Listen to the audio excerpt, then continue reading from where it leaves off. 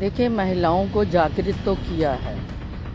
मुझे भी 35 साल हो गए हैं विमेन अवेकनिंग ऑर्गेनाइजेशन, जिसका नाम ही है कि औरत को जगाना।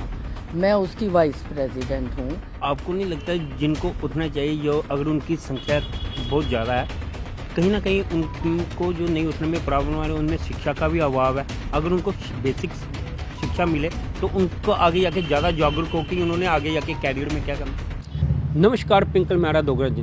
इस समय हम गांधीनगर क्षेत्र में मौजूद है और हमारे साथ जो शख्सियत बैठी है, ये शख्सियत वो है जिन्होंने महिलाओं के लिए बहुत सारा काम किया और ऐसी महिलाओं के लिए काम नहीं किया, इन्होंने बच्चों के लिए बहुत बड़ा काम किया। ये टैनीताज स्कूल जो नाम से रन होता है, उसकी ये फाउंडर मेंबर हैं।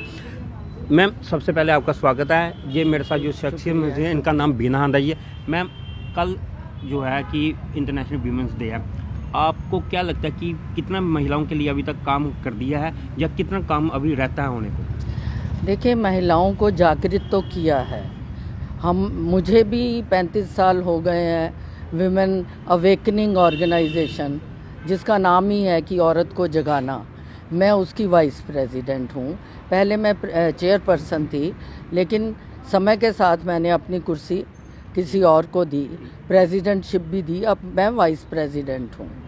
तो इसी तरह आशी जो है, जो इंडिया की सबसे बड़ी ऑर्गेनाइजेशन सोशल हेल्थ ऑर्गेनाइजेशन है, जिसके प्रेसिडेंट हमारे देश के प्रेसिडेंट हैं, ऐसी संस्थाओं से मैं जुड़ी हुई हूँ।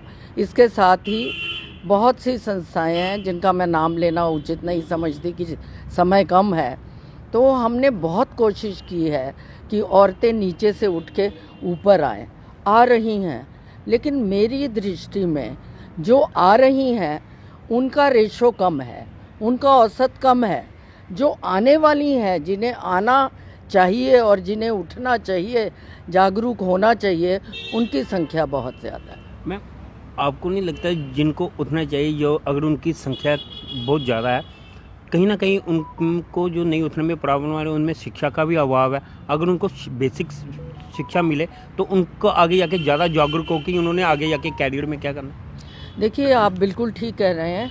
जैसे हमारे इंस्टीट्यूशंस में भी आज लड़कियां हर क्षेत्र से आ रही हैं।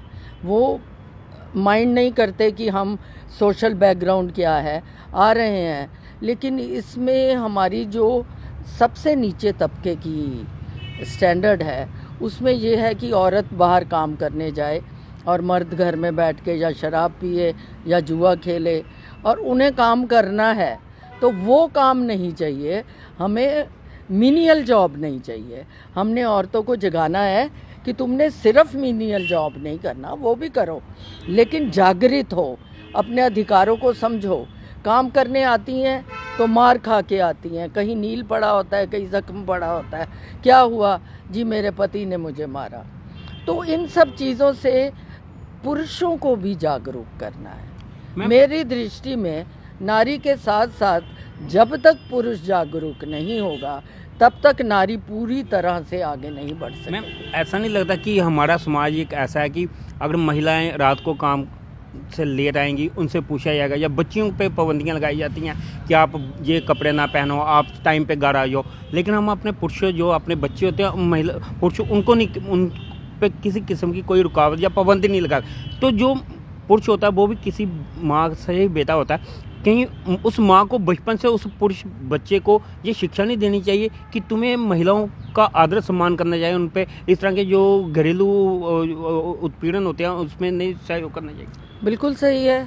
यही तो मैंने कहा कि पुरुषों को जगाना है। तो पुरुष पहले बच्चा होता है, बच्चे को माँ से शिक्षा मिलती है, बाकी शिक्षा वो इंस्टीट्यूशन से लेता है, कॉलेजेस से लेता है, स्कूल से लेता है, और उसके बाद समाज में देखता है क्या हो रहा है। तो उसका जो मानसिक संतुलन है, उसको ठीक करना है कि औरत जो है वो सिर्फ प्रताड़ना करने के लिए नहीं है। ये नहीं घर में बैठो, इतने बजे नहीं आओ, इतने बजे नहीं आओ। उस पर अंकुश होना चाहिए, औरतों पे भी होना चाहिए, लड़कों के भी होना चाहिए, ताकि लड़कों को पता चले कि हम और ये बराबर हैं। अब घर में माँ जब छोटे बच्चे होते हैं तो कहती है जा भाई के लिए पानी ला। मुझे नहीं पता आज तक किसी माँ ने कहा हो कि जा भाई को, जा बहन के लिए पानी ला। तो ये बड़ी छोटी सी चीज़ है, शुरू से उसकी मानसिकता बन जाती है कि I have to dominate the girls, और वो गर्ल्स को भी डोमिनेट करता है, फिर विमेन को भी करता है, उसके बाद अपनी पत्नी को करता है, उसके बाद अपनी माँ को भी करता है डोमिनेट। तो इस डोमिनेंस से उसको बचाना है। तो मैम आखिर में मेरा यही रहेगा कि आज के परिप्रेक्ष्य में आप क्या मैसेज देना चाहेंगे पब्लिक को कि इन चीज़ें करने से जो महिलाओं की जो है सशक्तिकरण बढ़ेगा? सशक्तिकरण तो उसका बढ़ेगा, लेकिन उसको खुद प्रयास करना पड़ेगा।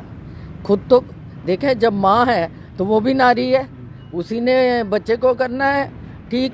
और जो बच्चे, जब वो बड़ी होती है तो उसने अपने परिवार को ठीक करना है, और जब और बड़ी होती है तो उसने समाज में अपना योगदान देना है। ज़्यादा महिलाओं को योगदान देना चाहिए, जागरूक करना चाहिए। लेकिन फिर भी मैंने कुछ लाइनें लिखी हैं। हमने सुना आप लिखते भी हैं, कोई बड़ा अच्छा लिखते हैं तो नहीं, अच्छा नहीं लिखती, लेकिन मेरे को लगता है कि नारी को बदलना चाहिए। अब कैसे बदले? शोषित नारी, उसको समझना चाहिए, शोषित नारी अब और नहीं, क्रंदन वंदन का दौर नहीं कि रोती रहो, ये करने नहीं देते, ये करते। जगह बनाओ अपने लिए, जग जननी का भानन नहीं, बंधन रीति का मनन नहीं। संभलो जागो खुद को तो लो, पट बंद पड़े पढ़कर खोलो, बदला है युग सदियां बदली, तुम भी बदलो दुनिया बदली। ये थे जी, बड़ा अच्छा जो पंक्तियां मैम ने सुनाई हैं वीना खन्ना जी ने। अब आप सब लोगों की इस पूरे इंटरव्यू पे क्या राय है, अपनी राय कमेंट बॉक्स में दीजिएगा। इस तरह के और अपडेट के लिए यूँ ही देखते रहिए दोगरा जनरेशन।